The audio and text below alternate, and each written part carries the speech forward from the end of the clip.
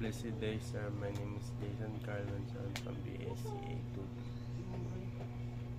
In this video, I will explain the evolution of customs valuation in the Philippines, the formal name of the WTO Valuation Agreement, and how customs authorities determine the amount of duty using the transaction value method.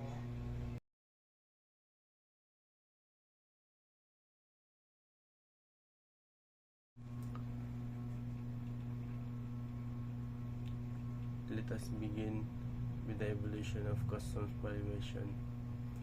Customs valuation is important because it helps the government know how much tax or duty an importer must pay for goods coming into the country. Before, the Philippines used the home consumption value system.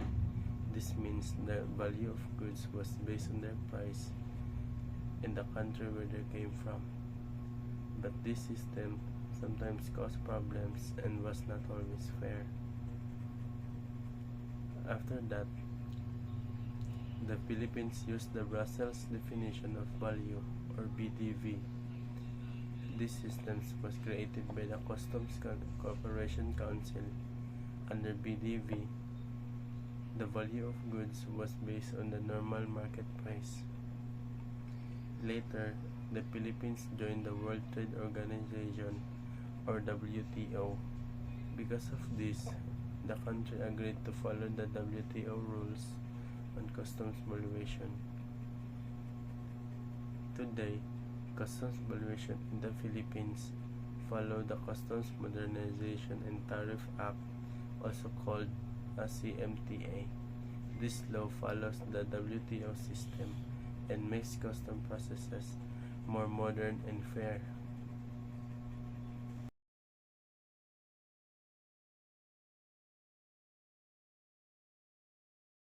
Many people call it the WTO Valuation Agreement, but the formal name is Agreement on Implementation of Article 7 of the General Agreement on Tariffs and Trade, 1994. This agreement makes sure that customs value is based on the real value of goods and not on guessed or pegged prices.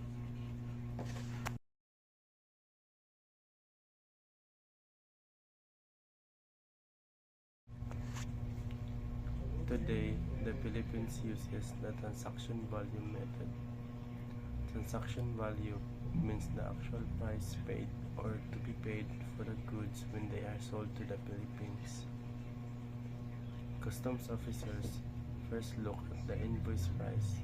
Then, they add other costs if they are not yet included. These costs may include freight, insurance, packing, commissions, and royalties. After adding this, they get the total customs value. Then they apply the tariff rate. The formula is customs duty equals customs value times tariff rate. For example, if the customs value is 100,000 pesos and the tariff rate is 10%, the importer will pay 10,000 pesos as customs duty.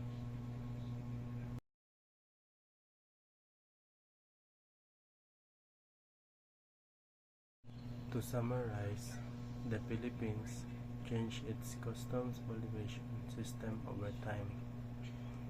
It started with home consumption value, then BDV, and now it follows the WTO system under the CMTA.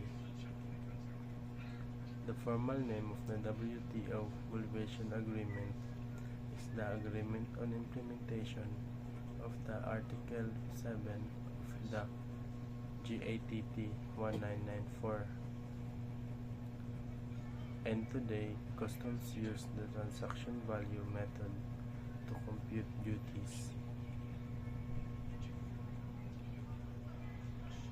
And that will be all.